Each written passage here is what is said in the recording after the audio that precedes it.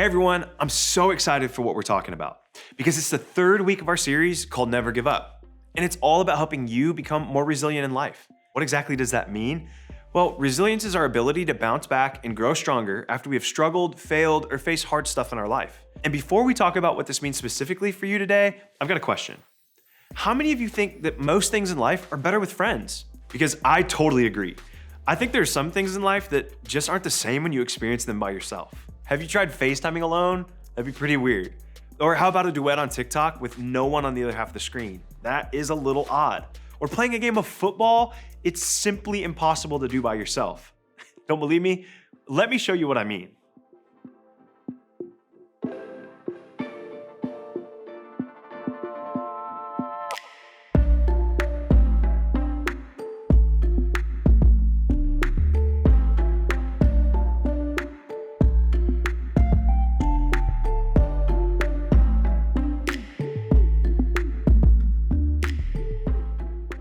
All right, that's funny, but y'all, this has been too real to me before as well. I remember in high school going to the batting cages to practice baseball. It was what I loved to do. And every once in a while, I'd actually have to go alone. I would go and take a tee, a bucket of baseballs, and hit without my buddy, Kenny. We would always go together. When I went by myself, we couldn't play home run derby in the cage together. It just wasn't the same to go and hit alone. And listen, we all know that some things just can't be done alone. But here's what I think is interesting. Even though we know it, we don't always live like it's true. For one reason or another, so many of us go through life alone. You've probably heard people at school or online talk about the problem of loneliness in our world today. Maybe you've even experienced your fair share of loneliness along the way. Or you are experiencing loneliness now. If you have, then you know it's a very real thing. In fact, according to a recent study, as many as 3 out of every 5 people you see on a daily basis say they're lonely. And I know that was hard for me to picture just reading the statistic, so I thought it'd be helpful to show you what I'm talking about. 3 out of every 5 people. When you just see 5 people, maybe it doesn't seem like that big of a deal. But we're talking about 3 out of 5 of your friends, 3 out of 5 of your family members, 3 out of 5 of your teammates. And on that small scale, even when we see it like this, it still might not feel like that big of a deal. But think about it this way, on a larger scale. When you're anywhere with 100 people, 1,000 people, 10,000 people, there are this many that are lonely. When we see loneliness this way, it becomes really clear that loneliness is a really big deal in today's world.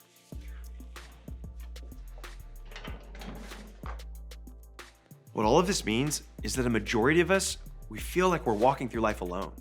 We're trying to get through all of the stressful events and difficult circumstances and hard days by ourselves, and nothing about that is easy. But I think part of the problem is we think we have to do it all on our own. I think that's why so many of us pull away when life gets tough. When hard things happen, we feel like we have to figure them out on our own, so we pull away from people who might be able to help us just to prove we can do it alone, or because we don't want to be a burden to them. We think everyone else has their own lives to deal with. Why would they care about ours? So we pull back thinking no one would want to know. Or maybe we hold things back from other people. Maybe we start hiding the stuff that's hard or difficult in our lives from the people closest to us. We don't open up to our small group or our friends or our parent. We think admitting things are difficult might make us look like we don't have it all together. We're afraid to show the world we just don't have what it takes. Or maybe we think life has to be all me. We think that no one will care about our problems more than we will. So if anyone is going to figure out a way out of the difficult stuff, it's us. We have to solve our own problems. We have to make it out without the help of others. We have to rely on only one person, ourselves. I know I felt that way before. Maybe you have too. And I don't know about you, but as much as I might believe all of those things is best or true, holding back from other people, pulling away from other people, relying on myself, oftentimes it just makes things harder. It makes us feel even more lonely.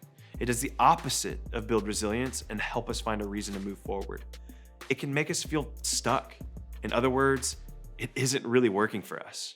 So, what if the way to build resilience didn't just have to do with us and what we put into it? What if the key to getting through difficult times and choosing hope when things seem hopeless in our own lives had something to do with the people we invite into the process with us? What if real resilience isn't something that you can build by yourself? Today, we're going to look at an ancient example to help us with this. It's recorded in the second part of the Bible called the New Testament, which documents life during and after Jesus lived on earth. See, here we believe that knowing Jesus changes everything. And that's why when we struggle with certain thoughts or ideas in life, we like to look back to the words and the experiences of Jesus and people who were transformed by Jesus to help us see how knowing Jesus today can affect our lives. Today, we're actually going to talk about a guy whose entire life was changed because of Jesus. His name was Paul, and he was one of the most famous and influential Christians to ever live.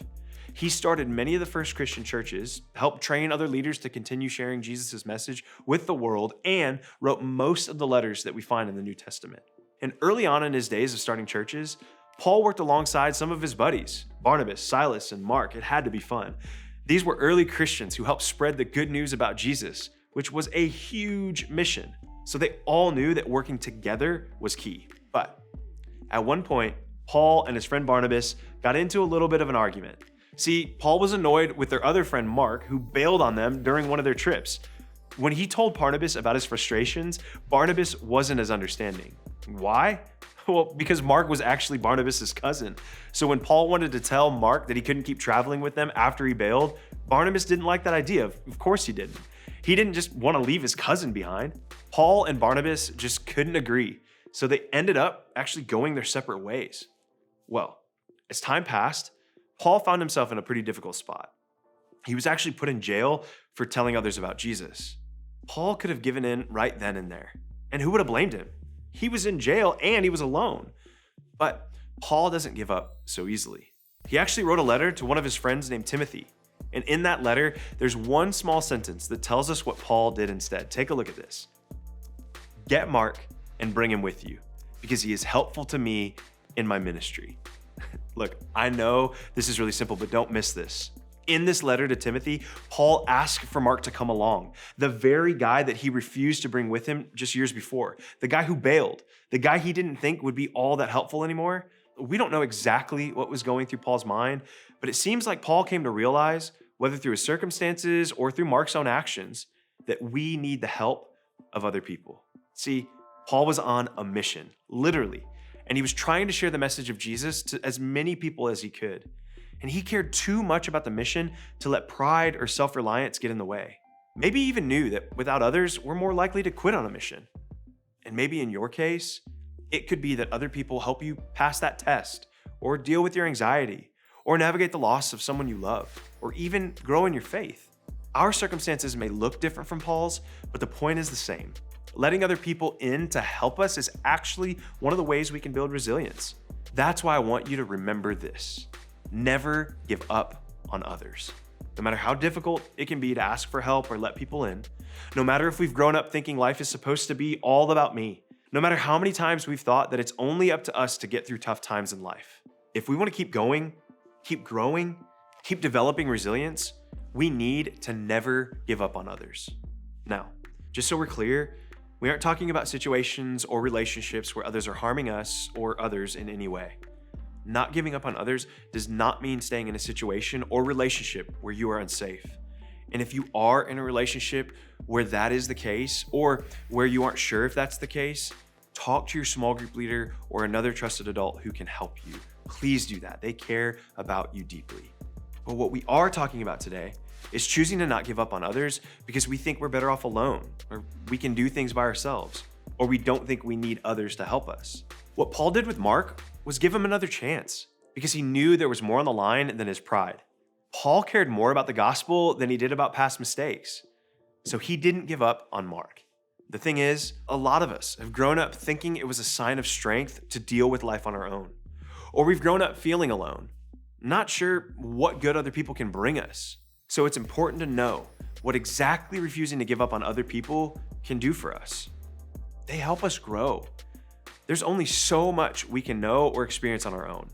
And other people bring their experience and knowledge to give us a larger perspective. They help us know things about ourselves, the world, and God that we wouldn't have known without them. Other people, they make our world bigger. They help us see the good.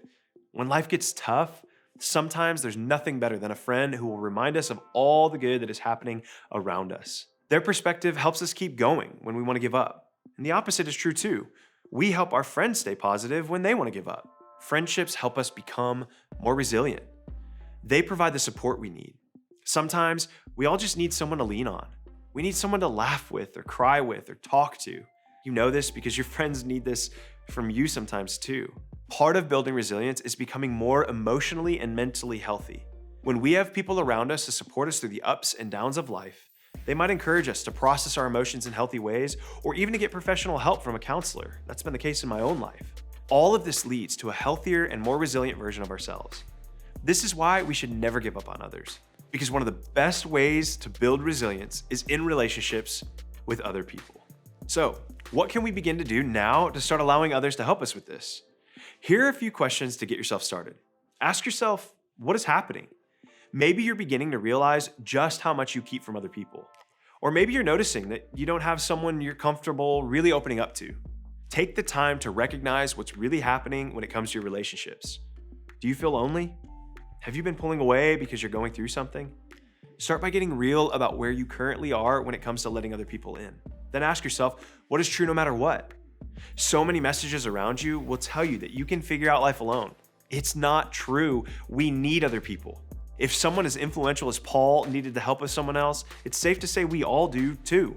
So, remind yourself of that truth.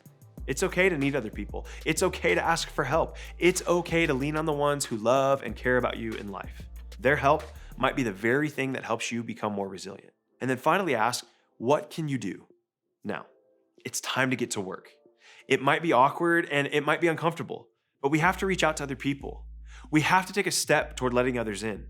Maybe it's a trusted friend, your small group leader, or a parent. Start by sharing what ups and downs you're facing in life. Then ask for their perspective on what you can learn, how you can grow, or what you can do to keep going, even when you want to give up. Remember, never give up on others, because having other people to support you and walk with you through life can make such a difference in your life. It can help you become more resilient, not just today, but in the future. That's why I think God gives us other people to help us along the way. In fact, that's exactly why we have small groups. They're a safe space for you to share your own struggles with a group of people who want to help you face them with resilience.